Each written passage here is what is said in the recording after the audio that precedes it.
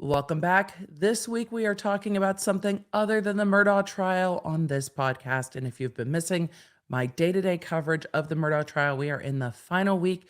And the day this drops, everyone said they would be wrapping up the trial, but we'll see if that actually happens. And we'll know then. So if you're not following me along there on YouTube, head on over there for that coverage. But today we are talking about what's going on in the Rust case, and South Park is getting sued. I don't even remember when I started watching South Park. I remember watching it quite a lot during law school and have recently seen it back in the news. And South Park is being sued. It's an interesting suit, so we're going to take a look at that complaint as well. But first, we have so much to cover with Rust. Charges being dismissed, kinda. Everybody entered their initial pleas in court. Alec Baldwin sent a very strong signal with his plea, and well, we need to talk about it. So you know what? We should just get into this week's episode. Welcome to the Emily Show. I'm Emily D. Baker, the internet's go-to legal analyst and big fan of the cursey words. I've been a licensed attorney for over 17 years. I'm a former prosecutor, and I break down the legal side of pop culture and entertainment stories we can't stop talking about. We should just get into it. Let's go. Through 6 weeks of trial, I have needed my morning routine to be fast, easy, and on point, and Thrive Causemetics has absolutely been a part of that. Thrive is certified 100% vegan and cruelty-free, and their products are made with clean, skin-loving ingredients without compromising performance. And the performance that I have been living for is the Infinity Waterproof Eyeliner. It is a waterproof eyeliner, but it's easy to remove at night and it doesn't sink into the edges of my eyes. Dare we call them crow's feet, maybe. It has a built-in sharpener and an angled smudge tip for a smooth, effortless blend that I really enjoy to get a little more of a smoky liner, but it has high impact pigment, so it's very easy to just swipe on. This eyeliner has more than 5,000 gold star reviews, and cause is in the name for a reason. Through over 300 giving partners, Thrive Causemetics gives back. You have to try Thrive for yourself. Right now, you can get an exclusive 15% off your first order at thrivecausemetics.com/lawnerd. That's Thrive Causemetics, CAUSEMETICS.com/lawnerd for 15% off your first order. Let me know what you decide to try. All right, let's get back to today's episode. First, to get caught up on Rust, the criminal charges were filed at the end of January. There have been a number of motions filed by Baldwin's lawyers, including a motion to recuse the special prosecutor, which is actually something I'm really interested to see the court address because it's a very interesting separation of powers argument, because the special prosecutor is also a state legislature. So that's like nerdy next level stuff that you never even see in cases like this, that I'm really just fascinated to see what the court's going to do with it. But I covered that in the last Rust episode. Then we have Baldwin and Reed both entering their not guilty pleas in court, and we're going to talk about that. But then also an announcement that Rust is going to resume filming in the spring, but they're not going to be filming in New Mexico. I'm shocked. Sarcasm. Sarcasm. I'm not surprised at all, but they are going to be filming on the Yellowstone Film Ranch in Montana. The announcement did not make clear whether Baldwin will resume filming, but it seems that he will be based on prior announcements. So we're just going to have to wait and see, but this is still set to film in the spring of 2023. Yes, it was supposed to resume filming in February of 2023. Clearly, with the criminal charges and the hostility of the state of New Mexico, they needed to find somewhere else to film. I don't even know if they would be able to get insurance in New Mexico after the New Mexico Occupation Health Safety Bureau scathing report about the safety issues on Rust and the fines and things that were issued there. I don't know if they really could resume filming. And if Baldwin's still attached, how are they going to work insurance with all of these lawsuits still pending to finish this film? I just don't know. I just don't know how that's going to work. It seems like it is practically going to be quite difficult. The last episode I covered with Rust, I left off with Helena Hutchins' mother, father, and sister suing Alec Baldwin. Shortly after that lawsuit was filed, the gun enhancement was dropped in the Rust case. And that's the first thing we're going to take a look at. I saw a lot of the headlines that charges were dropped, and I think there's some confusion over what an enhancement is and is not, and how that affects the charges. Because again, there's really one charge in this case, pled two ways. So it's two charges, but they're in the alternative, meaning the jury, if it ever goes to a jury, could find one or the other on different theories, but not both, if that makes sense. So this is interesting that they're talking about the enhancement as a charge. It's not a separate charge. It is something that adds sentencing time to the existing charges. And when I was originally researching this, because all of the media was like, he's got this 5-year weapon enhancement. I'm like, that doesn't even make sense under the law that I looked at. So I had been waiting to see the actual formal charging document, because even though everybody was running with it, I still had questions about it. And I was like, look, I see a 3-year that makes more sense, but it doesn't really fit perfectly under this particular charge. Because again, we're dealing with a negligent homicide charge. So we're not dealing with a charge where somebody is intentionally doing an act. They've done something so recklessly that the thing has happened. So having weapon enhancements under the laws that I researched didn't fit well, but that 3-year enhancement seemed to fit better than any 5-year enhancement that I could find in my own research. But they did charge a 5-year weapon enhancement when the official charges came out in January. And so people are like, oh, Baldwin's facing 5 years because the weapon enhancement carries much more time than the underlying charge, which is an 18-month max charge. Though I will remind you that when the prosecutor spoke about this case in one of the many interviews before these charges dropped, of signaling that charges are coming, charges are coming, charges are coming, it was that they were not seeking custody time in this case. The prosecutor was seeking really to uphold the laws of the state of New Mexico, and they said to make sure that justice is sought for Helena Hutchins and that everyone is treated the same under the law, whether you're a celebrity or not. So even though they added that 5-year enhancement that would bump the count from whatever the maximum is, which looks like 18 months, and then add the 5 years on top of that. And then a lot of those enhancements end up being mandatory charges. So if you have a weapons enhancement, depending on the jurisdiction, it can be a mandatory amount of time. So it's something prosecutors can add and then remove in a plea deal, or remove later, or a jury cannot find it if it goes to a jury trial. But in this case, they had included the 5-year weapon enhancement for use of a gun with relation to the underlying involuntary manslaughter charges.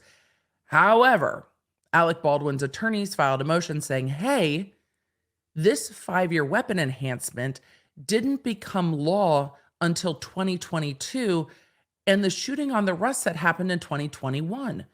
If a law does not specifically apply retroactively, you can't use a 2022 law to punish someone for something that they did in 2021. And there are limited laws that allow you to kind of reach back in time, especially when there's modifications to things like statutes of limitations. Those things can allow you to kind of go back and retroactively apply it. But when we're dealing with this type of charge, it would be very unusual for it to actually legally, properly apply retroactively. But they applied the 2022 enhancement to the 2021 charge. Normally, you would only apply the law as it stood at the time that the incident happened. So let's take a look at reporting from ABC News about this. The Santa Fe District Attorney's Office announced Monday, and this was Monday, February 20th, it is dropping the gun enhancement charge, a crime. It's actually an enhancement, not a separate crime. An enhancement, I'm going to relanguage it a little bit, an enhancement that would have carried a 5-year sentence if convicted. I mean, up to a 5-year sentence. Well, no, that's not accurate. The sentencing is all or none on an enhancement like that. Some enhancements have a staggered sentence where it's like two 2 years, 3 years, 5 years. This is just 5 years, so it's all or none, but it could have been none just as well as it could have been all in this circumstance. Baldwin still faces the charge of involuntary manslaughter for the shooting. That carries 18 months if convicted. The amended complaint was filed late Friday. The charge was also dropped, and again, the enhancement was also dropped against Hannah Gutierrez-Reed. This is the statement from the Santa Fe district attorney. Quote, in order to avoid further litigious distractions by Mr. Baldwin and his attorneys, the district attorney and special prosecutor have removed the firearm enhancement to the involuntary manslaughter charges in the death of Helena Hutchins on the Rust film set, end quote. And then it resumes with the prosecution's priority is securing justice, not securing billable hours for big city attorneys. Look, there's a whole lot of prosecutorial sass wrapped up in that.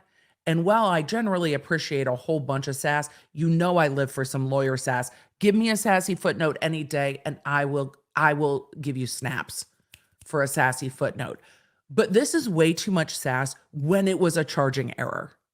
This was not the attorneys are whining. You can't do that. You can't charge the law that didn't take effect until May 2022 to an October 2021 crime. What you can't do. So to be like, we don't want to secure billable hours for big city attorneys, you shouldn't have charged it in the first place. Look, I can't with this. The district attorney in Santa Fe has signaled for months that they were going to charge Baldwin, asked for over $600,000 in additional fees or additional funding so that they could go after up to 4 individuals to be charged with regard to the Rust shooting. They had to send weapons out to the FBI. They brought in other agencies to help investigate. They are up against a high-powered defense law firm and Baldwin, who has resources and isn't having to ask anyone to bring in those resources. But they should never have charged that sentencing enhancement. And a defendant shouldn't have to file a motion to remove a sentencing enhancement that legally can't be applied anyway. It's an error on the prosecution's part. And so to sass back at the defense attorney and be like, well, we don't want to secure their billable hours for these big city attorneys is kind of ridiculous for me. Don't overcharge it. And Baldwin is still contending that this is overcharged anyway, and he never should have been charged with involuntary manslaughter. And they've let AD Dave Halls plead to a misdemeanor with recklessness with regard to a firearm. So on this, I don't fault Baldwin's attorneys at all. And I'm kind of put off a bit by the super sassy media release by the prosecution when they were wrong in this. Let's look at the rest of what they said. The article from ABC News goes on to say the decision to drop the charge was a win for Baldwin, who makes his first appearance in court on Friday. I mean, I guess it's a win. It never should have happened. So it's a correction, of course. This is what should have been. This is correcting to where the charges should have been in the first place anyway. Baldwin's legal team filed a motion on February 10th arguing that the 5-year gun enhancement didn't apply at the time of the shooting, writing, quote, the prosecutors committed a basic legal error by charging Mr. Baldwin under a version of the firearm enhancement statute that did not exist on the date of the accident. The accident occurred in October of 2021, and the current version of the law did not take effect until May 2022, and they are correct. Weeks prior, Baldwin's legal team filed a motion to disqualify Andrea Reeb, the special prosecutor, and we covered that in my last episode. After the motion to dismiss the gun enhancement charge, the district attorney released a statement that also criticized his quote-unquote fancy attorneys. Quote, another day, another motion from Alec Baldwin and his attorneys in an attempt to distract from the gross negligence and complete disregard for safety on the Rust film set that led to Helena Hutchins' death. This is a statement coming from Heather Brewer, the spokesperson for the New Mexico 1st Judicial District Attorney. It went on to say, In accordance with good legal practice, the district attorney and special prosecutor will review all motions, even those given to the media, before being served on the DA. However, the DA's and the special prosecutor's focus will always remain on ensuring that justice is served and that everyone, even celebrities with fancy attorneys, is held accountable under the law. In this circumstance, the fancy attorneys aren't the problem, though. Filing the enhancement is the problem. So I think trying to push back on these big city lawyers is maybe not the best play. I want to know your thoughts. How does that sit with you? Is it, yeah, I understand, or is it, ugh, come on, really? This is what we're doing?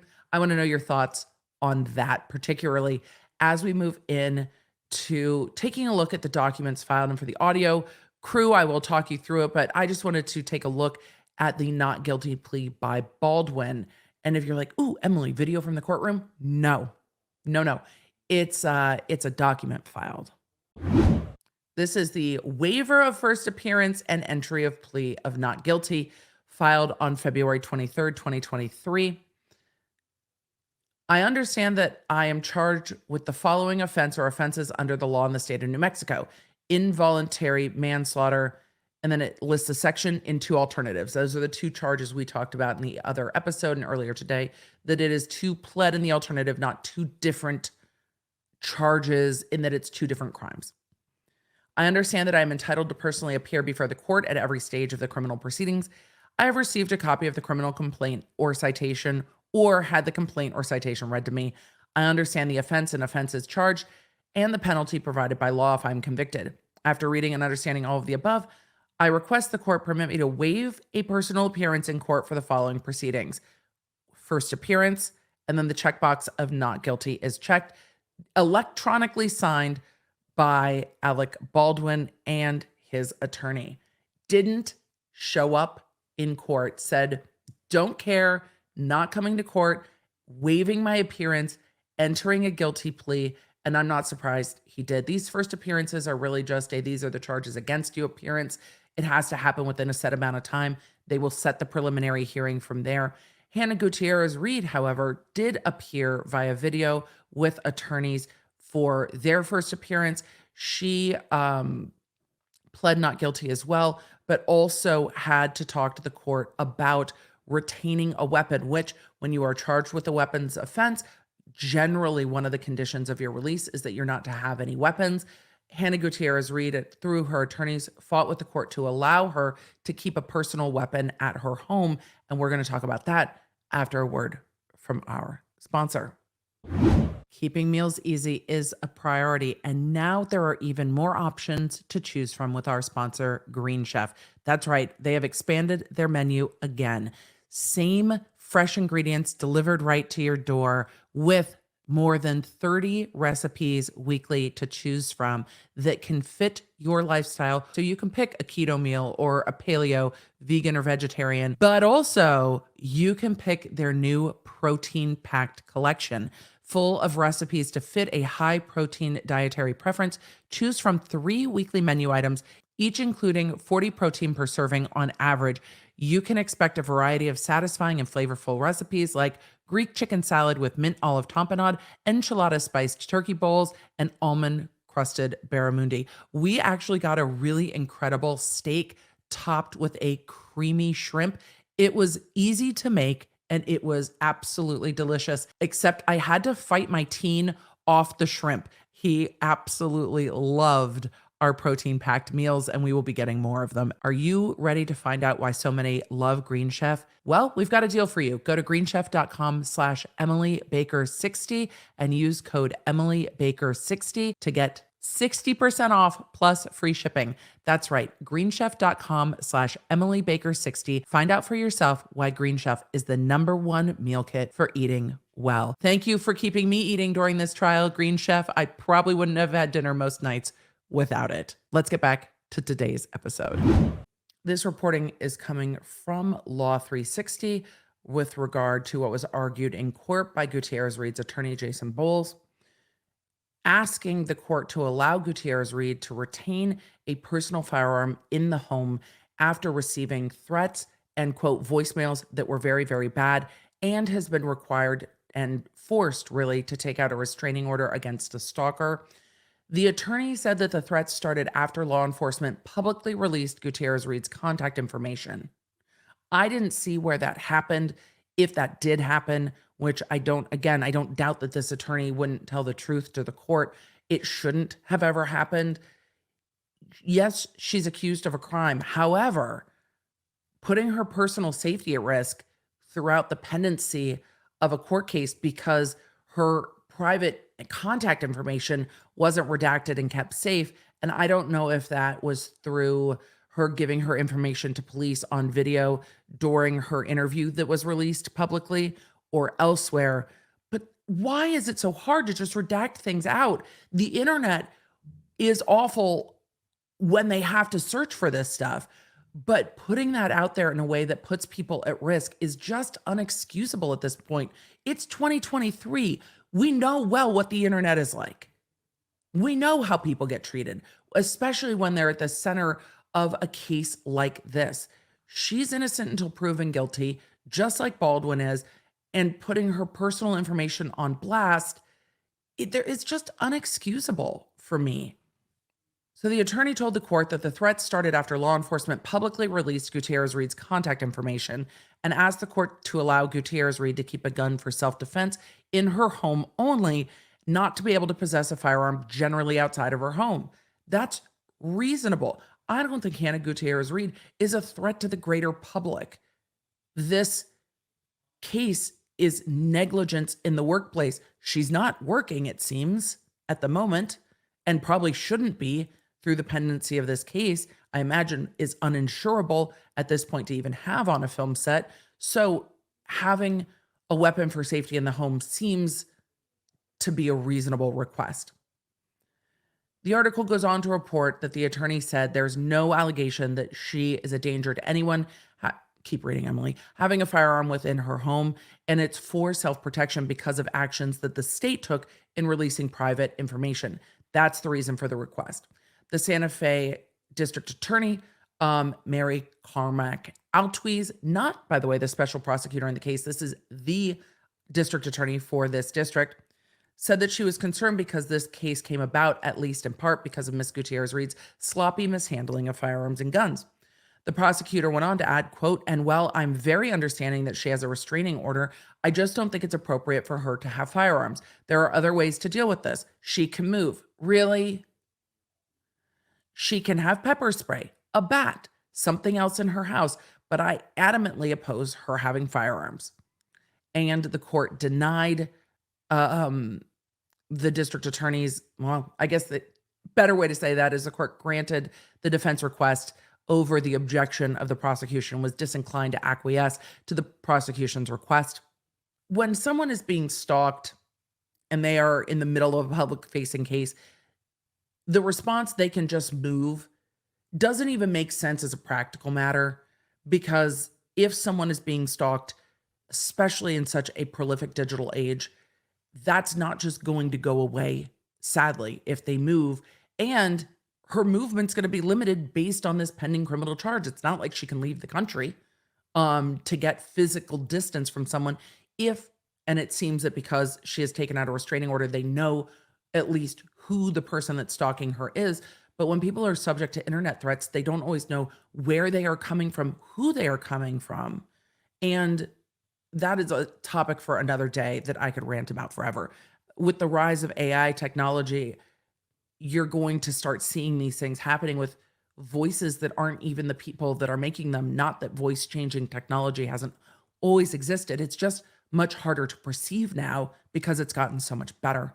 So I don't know. I think not just prosecutors, but the court system in general, and lawyers tend to be slow to digital trends anyway, but the court system and lawyers have to start solving some of these problems and looking at the fact that digital safety and safety online, especially if people's information is given out publicly in a way that's improper and can be protected, matters. It just matters. And whether that means the that attorneys are going to have to start submitting redacted documents to public filing systems so the contact information is only available to the court to have on file.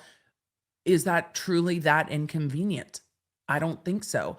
I tend to look at stuff the best I can to redact things out. Sometimes when it's business on business, it's hard to tell because online creators or personalities or TikTokers or whatever don't always redact out their own personal information when they file things. And that is a challenge as well. I am done ranting. I am done ranting. We have other things we need to talk about, and I could rant about digital safety forever, but seeing that people aren't super mindful about this is deeply frustrating to me. Let me know how you feel. I'm going to leave it there.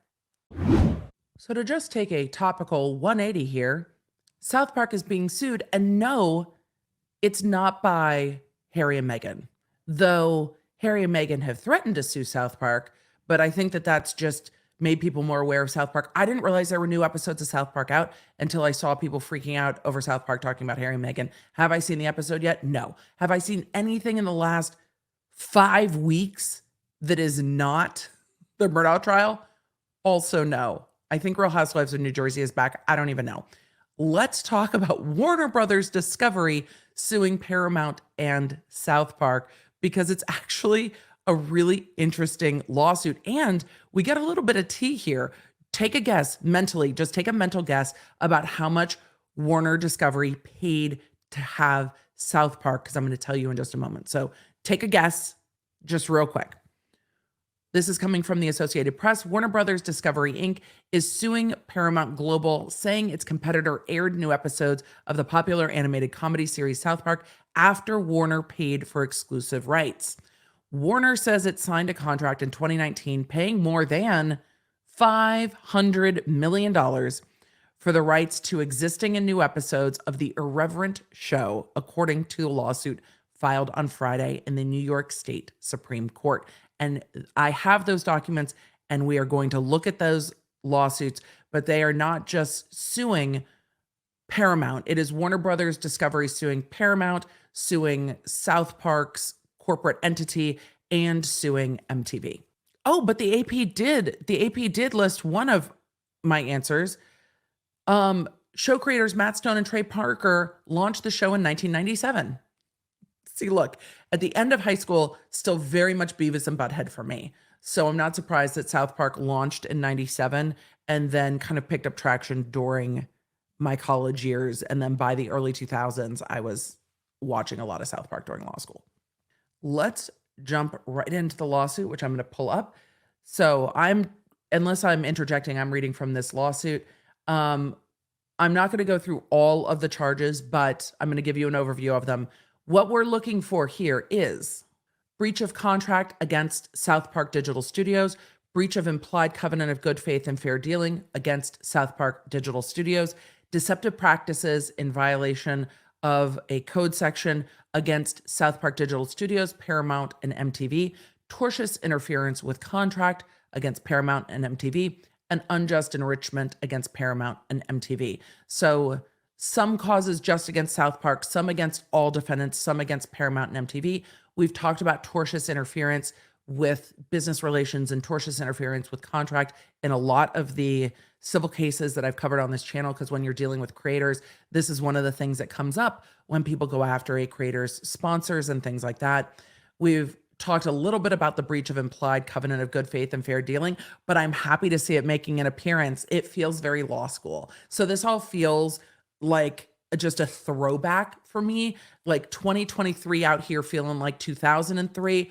And I'm kind of here for it because I need a mental break from, a double homicide trial.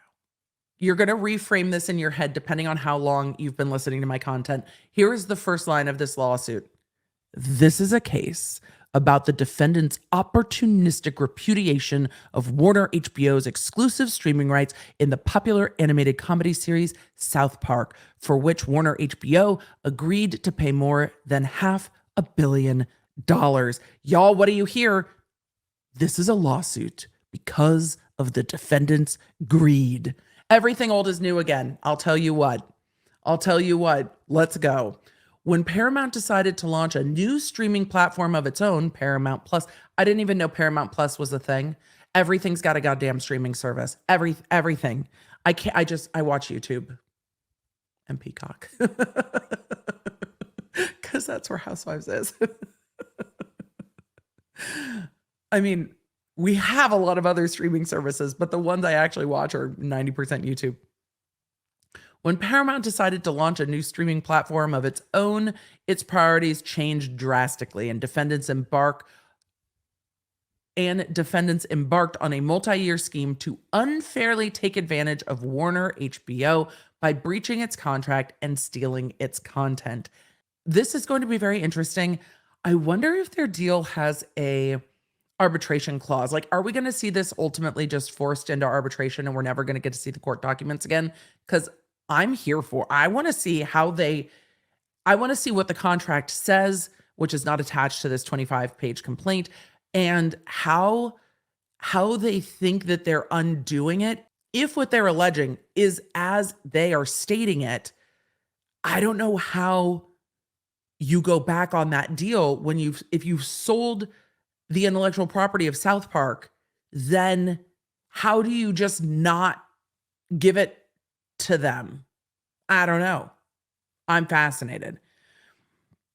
But they're alleging a multi-year scheme between South Park, Paramount, and MTV.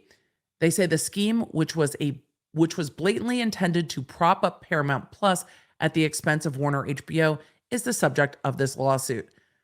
So what Warner HBO is saying is that they were supposed to have South Park.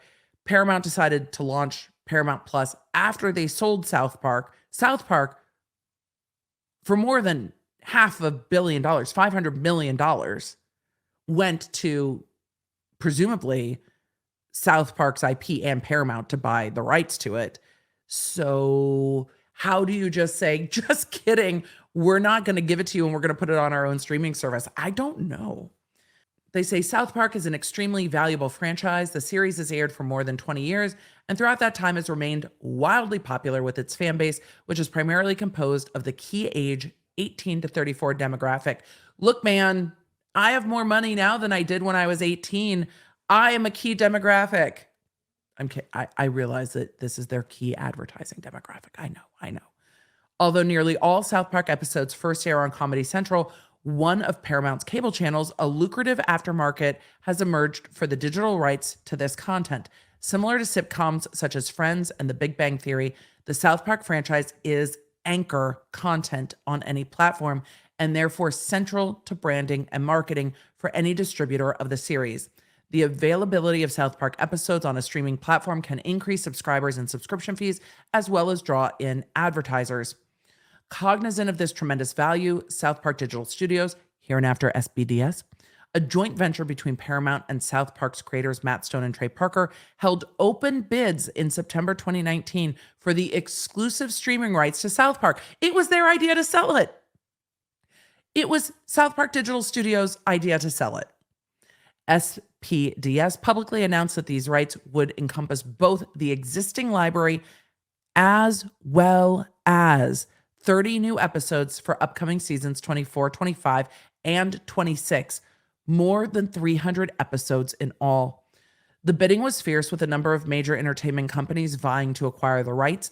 In the end, Warner HBO had to aggressively outbid its competitors to win exclusive rights to the series, signing the contract with SPDS in October 2019, before the entire world changed. Here's what's so interesting to me is we know that Warner has undergone massive restructuring. They seem to be at a funding issue. I'm not surprised they're bringing lawsuit to say this is lucrative intellectual property that we need on our platform. You can't just take it to Paramount Plus. Under its terms, Warner HBO agreed to pay more than $500 million to SPDS in exchange for exclusive streaming rights to the series' entire library and 3 new seasons of content.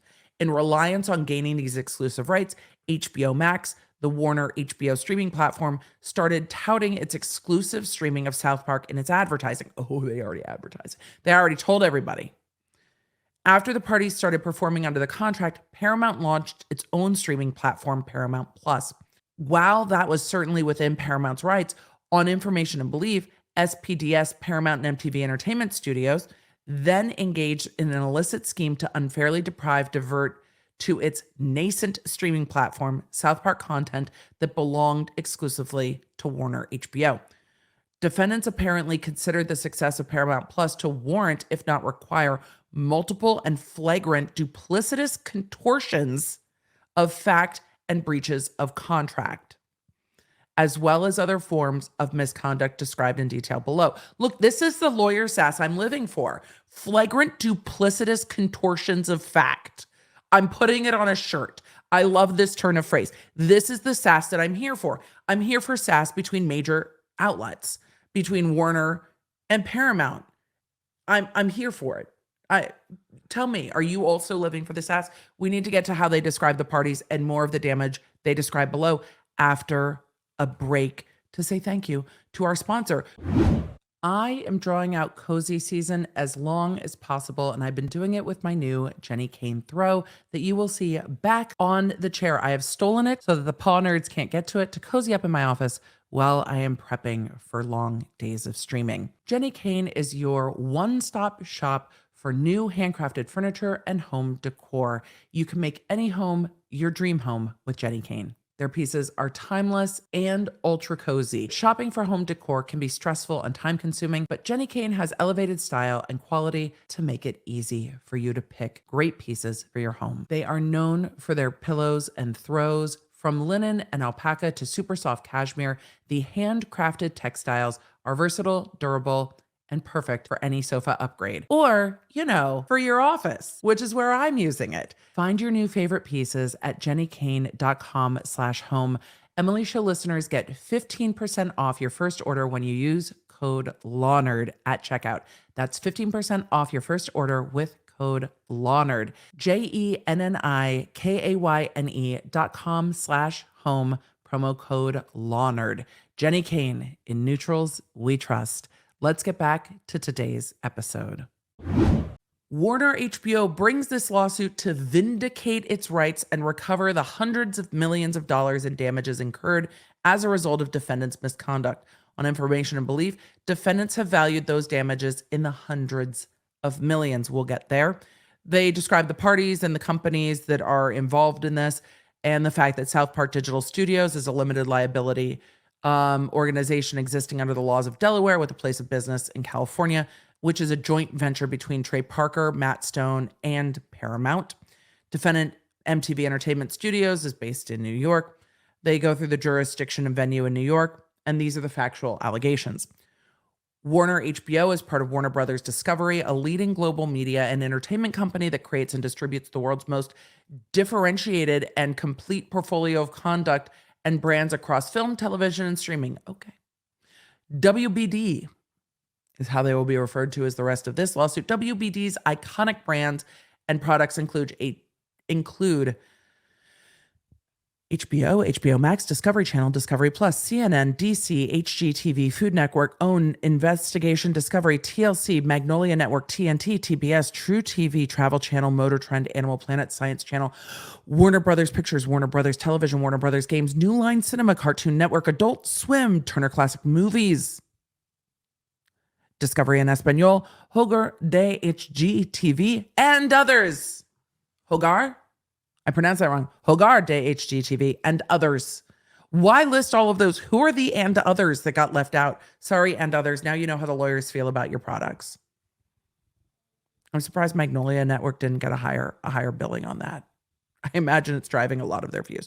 Continuing on without my commentary on that, Warner HBO, together with its affiliate entities, operates HBO Max, a subscription video on demand streaming platform. Yes. HBO Max features original programming from its namesake network, HBO, along with programming and films curated across WBD's portfolio of networks.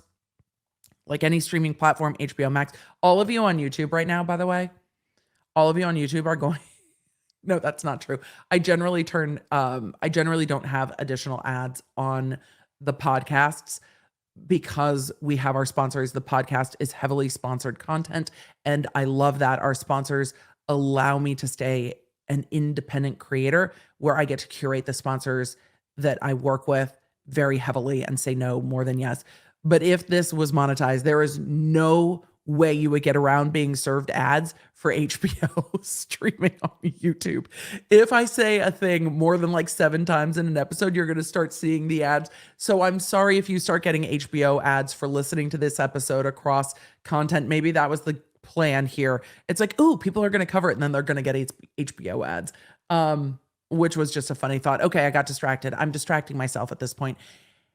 Continuing on, HBO Max features original programming from its namesake network and across all of their brands. Like any streaming platform, HBO Max is specifically programmed to attract and retain the broadest possible range of subscribers, as the competition to obtain popular content is extremely fierce among streaming platforms. The inclusion of exclusive content offerings generally attracts premium advertisers. South Park is an extraordinarily popular animated TV series. New episodes of the series have constantly been among the top performers on HBO Max since its launch in 2020. Based on key streaming metrics such as first views, i.e., the first show a subscriber watches when they launch on the streaming platform, total hour views, and viewing accounts, i.e., what number and percentage of subscribers have engaged with the series. Since its debut in 1997, South Park has been nominated for 18 Emmys, winning 5, was adapted into a theatrical film. Oh, yes. I well remember. I'm sailing. I still say things in Cartman voice. I can't help it. It's part of my vernacular and my world. It is just part of it. Respect my authority. Oh my God. Can this lawsuit work that in somewhere? Please, Emily, keep reading. But please say you need to respect the authority of the contract. Please be in here somewhere. Lawyers, please, for the love of the internet. Sorry. South Park has been nominated for 18 Emmys, winning 5, was adapted into a theatrical film, 1999's South Park Bigger, Longer, and Uncut, which grossed over 80 million worldwide, approximately 150 million in today's dollars. Oh, inflation. On a $21 million budget, which actually a real good performance, and has been watched by tens of millions of viewers. South Park episodes currently premiere on Comedy Central, a cable network owned by Paramount. Early collaboration between Paramount and Warner. I'm just fascinated by this history. In 1998, Paramount Pictures, a Paramount affiliate that owns and operates Paramount Pictures films and television studios, entered into a joint production agreement, the 1998 agreement, with Warner Brothers Entertainment, then a division of Time Warner Entertainment, now a subsidiary of WBD, right? Because corporations doing corporate things. Pursuant to the 1998 agreement, WB and PPC each had a 50% interest in the motion picture that would become South Park Bigger, Longer, Uncut. Pursuant to the 1998 agreement and premised on their shared ownership, the parties agreed that all subsequent productions based on the motion picture, including sequels and feature-length home video productions, would require mutual agreement in writing. SPDS offers Warner HBO an exclusive license to stream South Park episodes. 2 decades later, on September 12th, 2019, Paramount and its subsidiary Comedy Central issued a press release announcing that South Park's creators were extending the series 3 seasons and 30 episodes in a new deal with Comedy Central, taking the longest-running primetime scripted series in cable through an unprecedented 26th season, at least 320 episodes. Footnote 1. Press release linked. SPDS then solicited bids for exclusive rights to stream the 30 new episodes after their Comedy Central premieres. Smart. We've now just started talking about digital streaming rights. We've talked about them in music and television as well. It is literally a whole new world. The way we consume media has changed so much, and we're going to see more of these lawsuits trying to sort it out, and then more, folks like myself who just get a mic and get on the YouTubes and also compete for y'all's attention. I'm so glad it's here today to talk about this. South Park is premium content, a top performer, especially with the highly prized 18 to 34 audience that is dedicated to the show and engages in repeated viewing. Well, I don't know about that. How many of you have watched either Gilmore Girls or The Office more than once? I would say that there are plenty of demographics out there that are not 18 to 34 that repeat watch television shows. I just listed 2. Let me know in the comments what television show you repeat watch. Is it Supernatural? Doctor Who? Let me know. I want to know. Please put it in the comments. All right, let's keep going. Warner HBO expected South Park to serve as a critical content offering that would differentiate HBO Max from other streaming platforms, attract new subbies, and no, the lawsuit doesn't say subbies, that's me. Attract new subbies by targeting a key demographic that HBO content alone did not traditionally serve, and solidify its subscriber base. Warner HBO participated in the bidding process, which was extremely competitive. Footnote 2.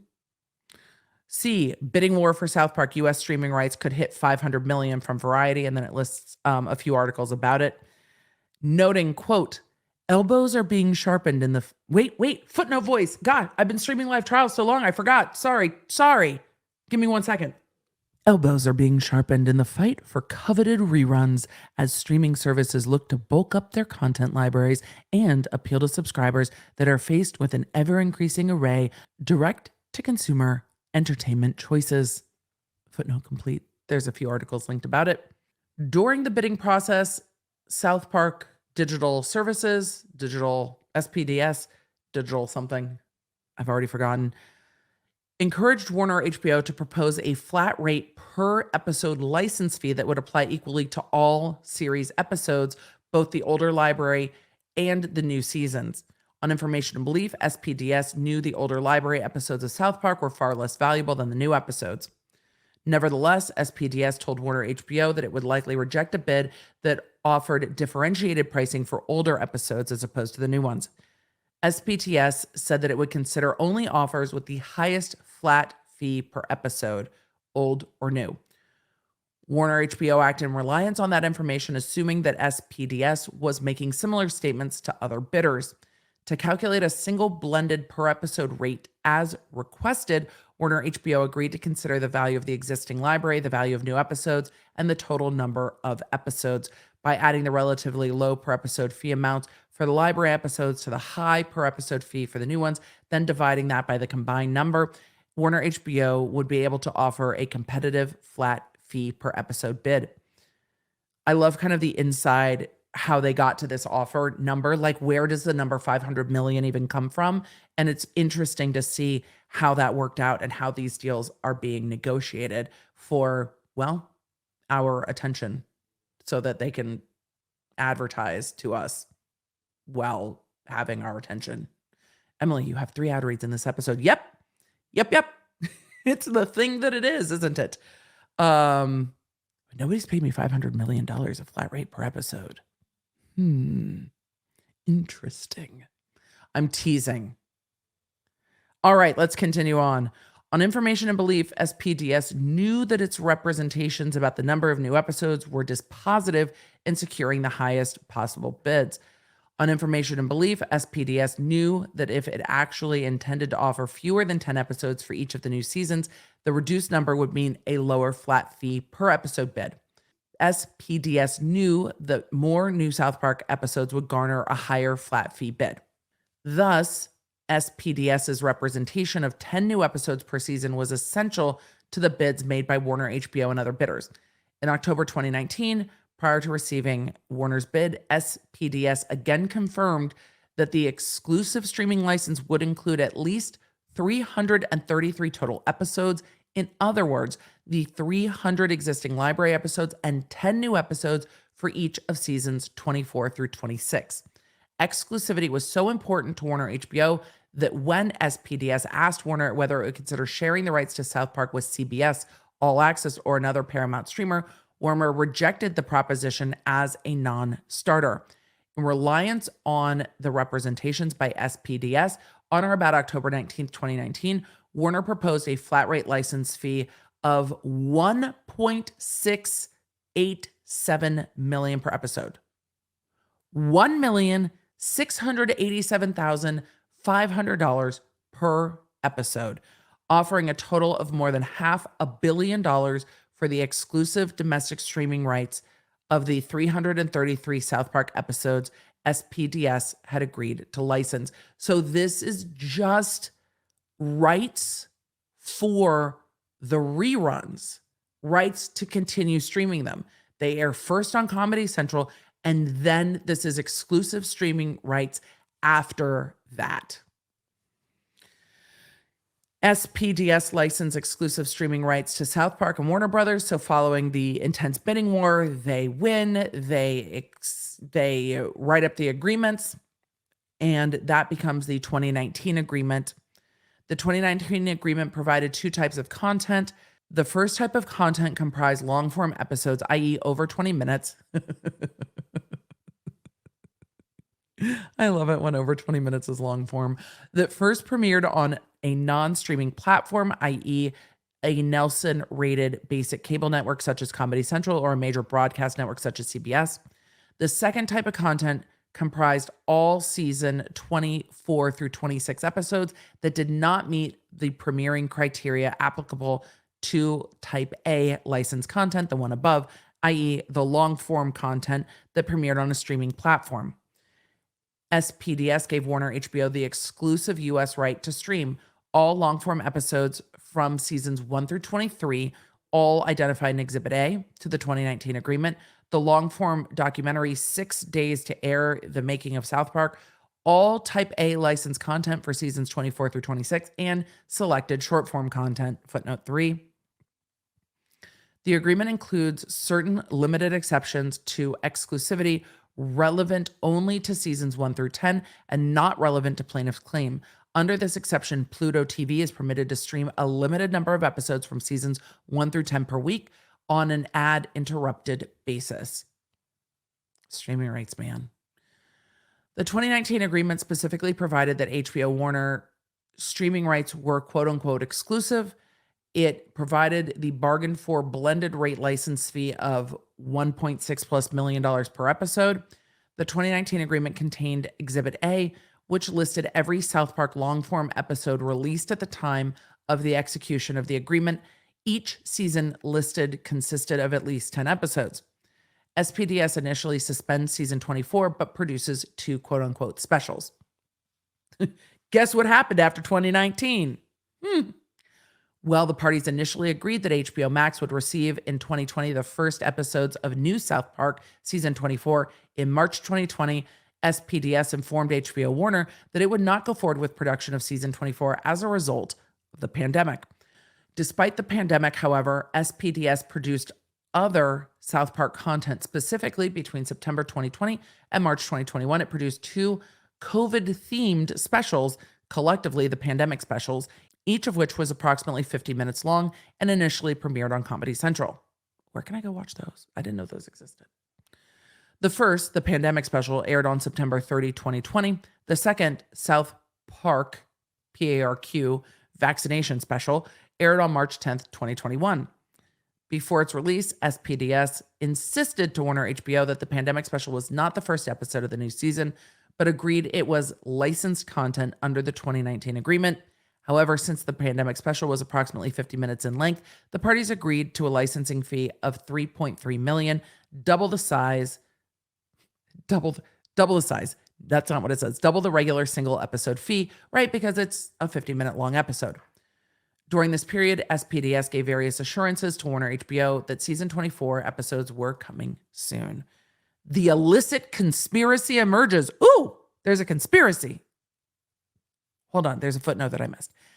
Right before I jumped ahead. I got all excited by the illicit conspiracy. However, SPDS stated that season 24 would consist of a series of longer specials rather than the promised 10-episode season, which was more desirable and lucrative to Warner HBO, footnote 4. This is because HBO Max could stagger 10 22-minute episodes over a 10-week period rather than the much condensed exhibition period permitted by only 2 or 4 50-minute episodes. HBO Max prefers to release programs with a long-established devoted fan base like South Park over a longer period. This allows for a longer marketing and promotion period and increases the time period with which subscribers are engaged with the platform. This reduces churn, subscribers canceling and restarting subscriptions, and makes it less likely that subscribers will move to a competing platform. Yeah, if you just release 4 and you release them in a month or a month and a half, people might only subscribe for a month or a month and a half and then bounce. But if you're releasing 10, people stay subscribed longer. It might be less likely to deactivate their subscription. That makes sense from their perspective. As of 2021, none of the 10 22-minute episodes for season 24 had been delivered to HBO Max under the 2019 agreement. In January 2021, Paramount announced the launch of Paramount Plus.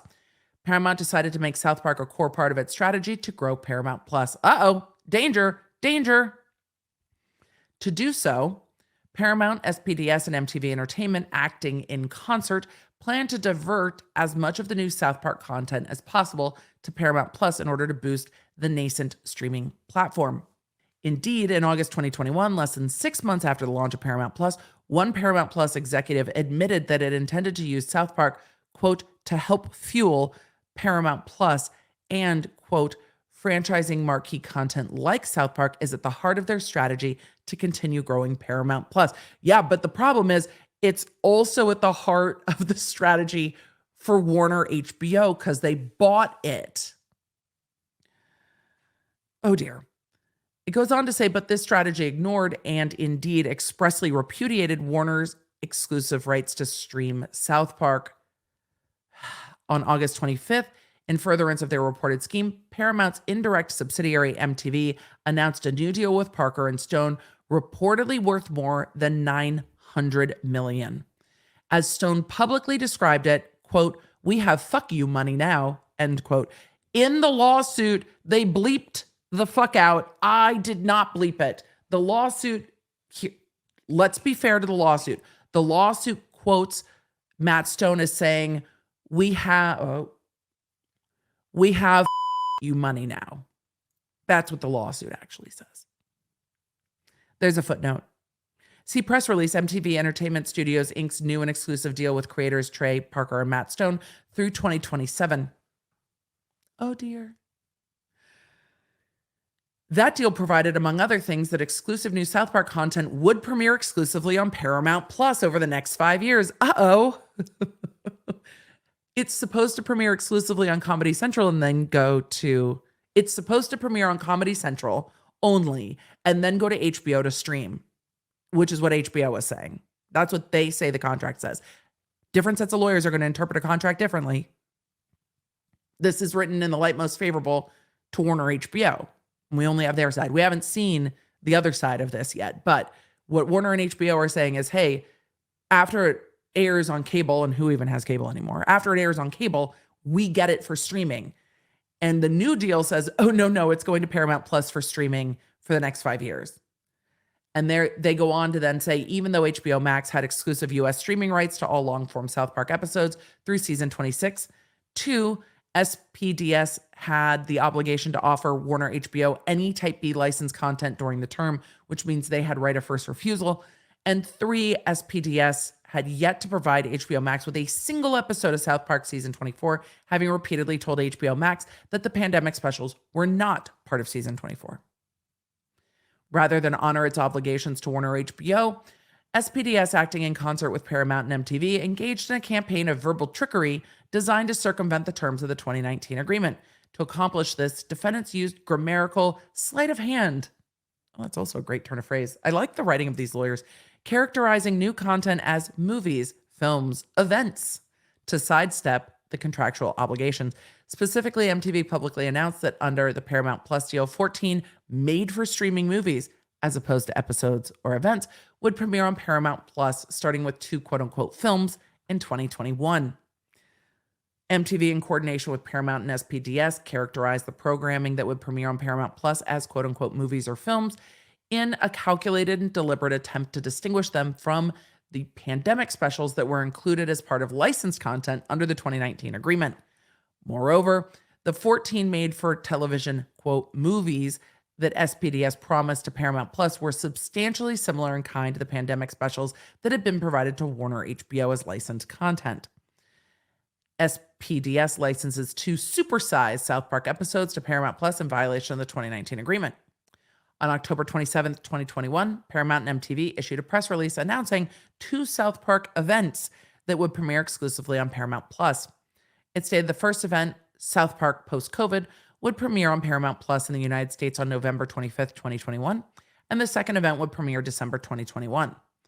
Paramount's announcement shocked Warner and HBO for 3 reasons. Reason number 1, SPDS had not yet provided Warner HBO with any season 24 episodes. Reason number 2. SPDS had told Warner HBO in June 2021 that the next South Park episodes it would receive would be set in the future post-COVID, just like the post-COVID content being provided directly to Paramount Plus. And reason number 3, calling the post-COVID content, quote, events did not violate SPDS's obligation to first offer Warner HBO the option to stream that content as it had with the pandemic specials. Prior to the press release, SPDS had not given Warner HBO any notice of its plan to divert post-COVID content to Paramount Plus. Can you imagine the shit hitting the fan at Warner HBO the day that press release went out? Just picture that in your mind. The corporate phone calls, the texting, the what the fuck of it all. That must have been a very interesting day. Shortly after MTV's announcement and after previously telling Warner HBO that the pandemic specials were not part of season 24, SPDS reversed its position, deciding not only that the first 2 pandemic specials were in fact part of season 24, but they would also constitute 4 episodes of season 24. SPDS further assured Warner that it would still get the remaining 6 episodes of season 24, so they redefined what an episode was, and that those would be delivered in the first quarter of 2022, reaffirming its recognition of Warner's right to receive them. On December 8th, 2021, Paramount Plus and MTV issued another press release on information and belief at defendant SPDS's direction or with its permission, announcing yet another South Park episode was being provided to Paramount Plus, making clear the defendants were again depriving Warner HBO of its rights so that it could, quote, fuel Paramount Plus. Specifically, they announced that the second of this year's exclusive South Park events, entitled South Park Post-COVID, The Return of COVID, would premiere on Paramount Plus in the United States later that month. It had become evident that Paramount sought to use post-COVID content to boost Paramount Plus's subscribership in flagrant disregard of Warner's contractual rights. They said that these so-called events were substantially similar in format and length to the pandemic specials, and that this was not defendants' only duplicity with, I really do enjoy the writing, with regard to the post-COVID content. When MTV Paramount Plus announced the post-COVID content, they had initially characterized the episodes as movies. However, when Warner Brother pointed out the exploitation of movie sequels to South Park, Bigger, Longer, Uncut, that required Warner Brothers' written consent under the 1998 agreement. Oh, somebody was real happy when they found that 1988 agreement. They were like, hey, remember when we signed that agreement back in 1998 and we said that any movies that were going to be sequels to South Park, Bigger, Longer, Uncut required Warner Brothers' written consent? Yeah, that still stands, my guy. So they can't be movies. Then they say Paramount and SPDS changed the characterization of the post-COVID content from movies to events. They allege that the shenanigans continue. SPDS again breaches the 2019 agreement. Defendants' machinations did not stop there. It should be shenanigans. I feel like I can call shenanigans.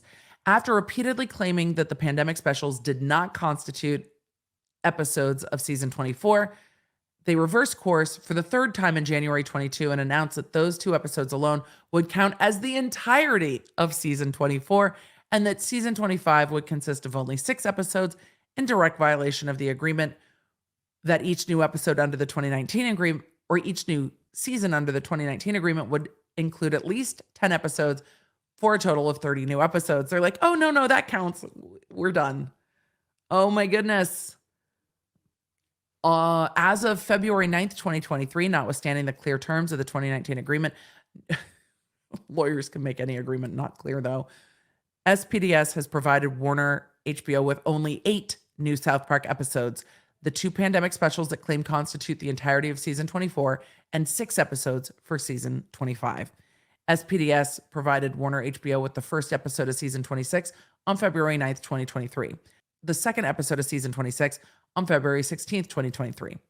Prior to that, SPDS had not provided Warner HBO with any new South Park content since the final episode of season 25 premiered on March 17th, 2022. On information and belief, season 26 will consist of only 6 rather than 10 episodes, yet since announcing its massive deal with Paramount Plus in August 2021, They have provided for Paramount Plus 4 supersized South Park episodes with the same format and similar length as the 2 supersized pandemic specials that went to Warner.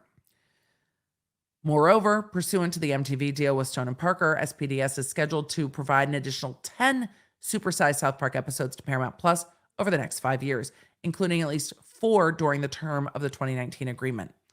This is further diversion of content to Paramount Plus that should have been going to Warner HBO, and further dilution of the exclusivity that Warner HBO expressly bargained for.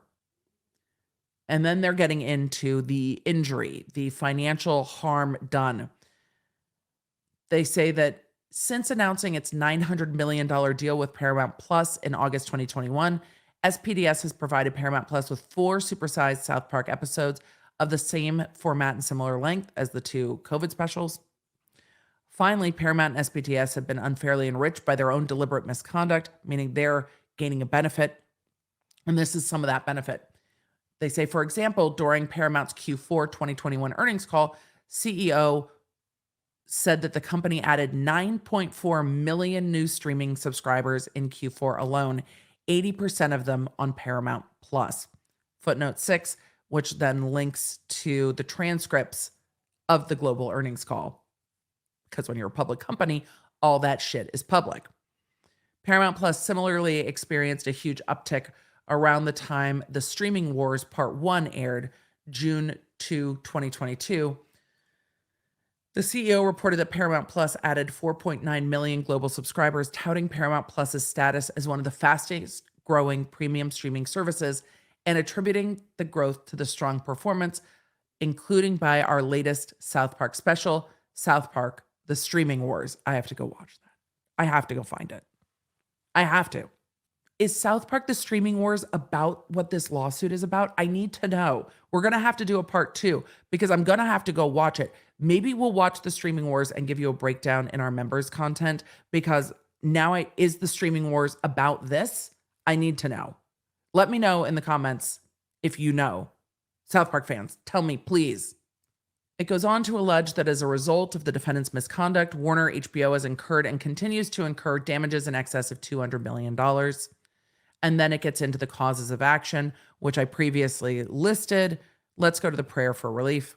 The prayer for relief is judgment against SPDS on the first, second, and third causes of action, judgment against Paramount and MTV on third, fourth, and fifth, an award to Warner HBO of all damages, including but not limited to compensatory, consequential, and disgorgement of profits, punitive damages, attorney's fees and costs, and a demand for a jury trial from February 24th, 2023, if I didn't already say that. So streaming rights are a massive area of revenue. I'm not surprised that we're seeing a battle over the streaming rights.